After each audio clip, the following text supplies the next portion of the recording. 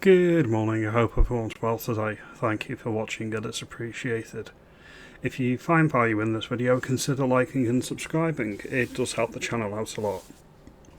The establishment is running scared of Reform UK.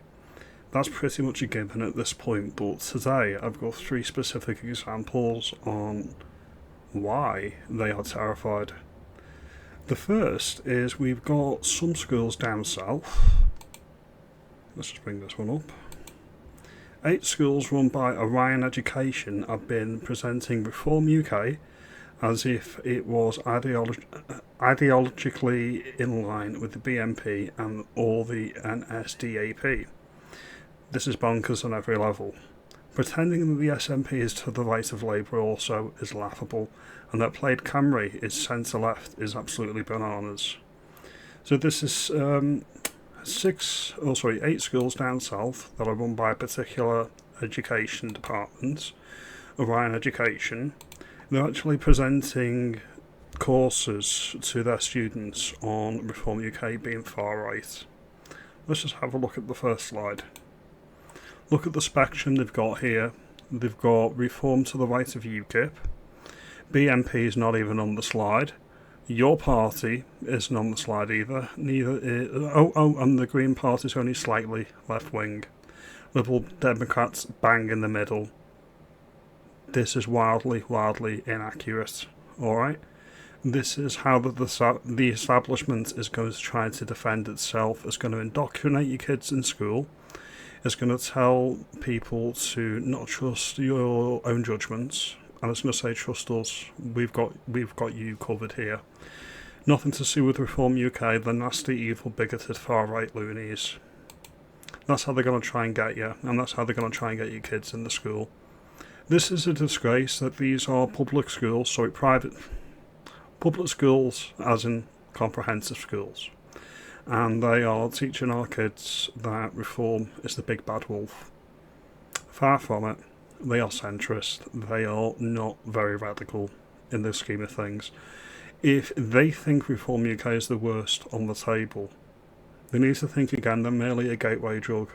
Bigger and better things will be coming down the line after Reform UK if Reform UK doesn't keep to its end of the bargain. So that's the first thing. The institutions are acting like dying animals trying to defend themselves, which is music to my ears.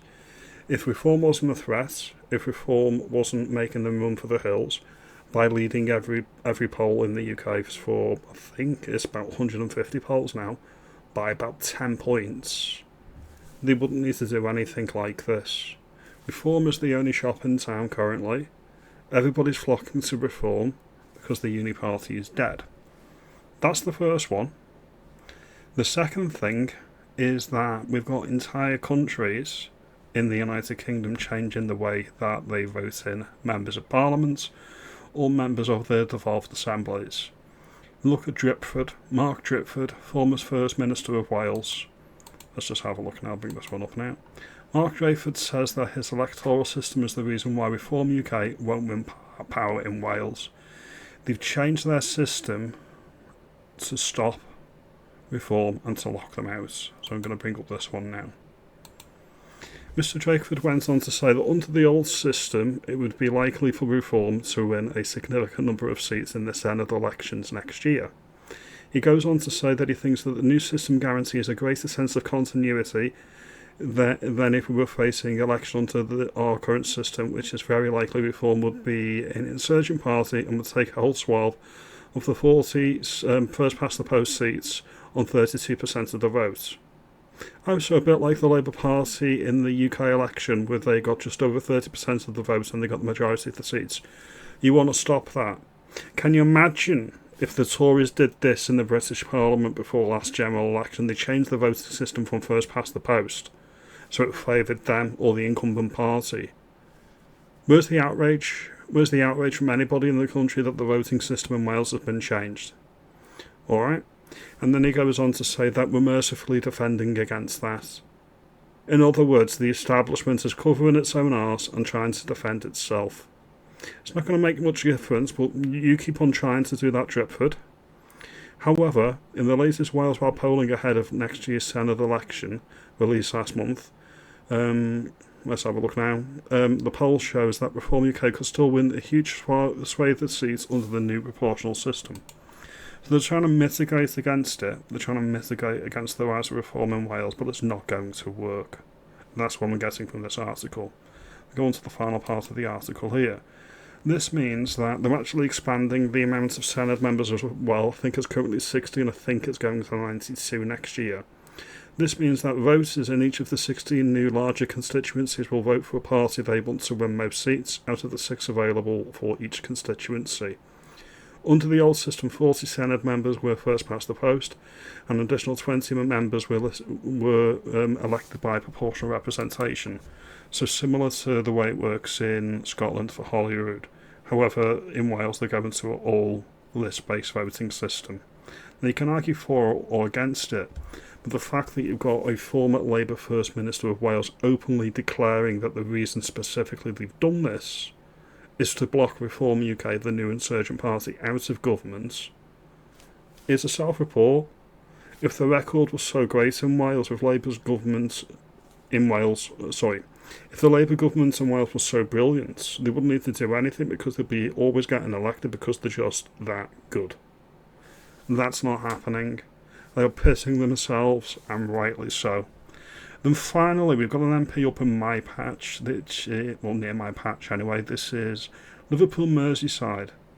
She's actually pleading with people on TV that Liverpool is a city of sanctuary, and she put this on her X as well. So let's just have a look at this now. Here at the Nelson Mandela Memorial in Princes Park in my Liverpool Riverside constituency. So as a city, we have a very proud history of fighting and challenging racism and social division. And we need that now more than anything, because we know the rise of the right across Europe and in this country. Reform UK are embedding themselves in too many constituencies. But let me tell you, they are embedding themselves all over the country, and that's what happens when you're with council elections. That is your ground game, alright? That is the whole reason for electing local councillors, so they can bring you ground game for major elections like the general election, alright? So of course they're going to embed themselves. Nothing wrong with that. Perfectly legal, perfectly fine. You're crapping yourself because you're going to be out on your ear, Miss Johnson. Get it right, sweetheart. Liverpool are done with you. They're a party of liars. They're not. Oh, a bit like Tuti Ikea. A bit like Tuti Ikea. Yeah, I thought so. Got nothing to say to that, have you?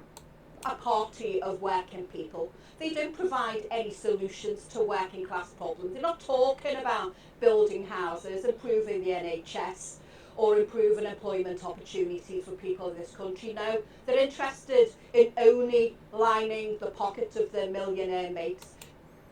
Is Keir Starmer a millionaire? Is Emily Thornberry a millionaire? Is the Deputy Prime Minister a millionaire? Is the former Deputy Prime Minister flipping houses and not paying stamp duty? Is the current Chancellor, is she not getting renters' licences for her property? You think that reform are the problem? No. The socialists in power are the real problem. They plead to the electorate, get in, get in, get in. We'll change things for the better. They're actually worse than any Tory once they get into power. Once they get a whiff of what they can get away with, they do it.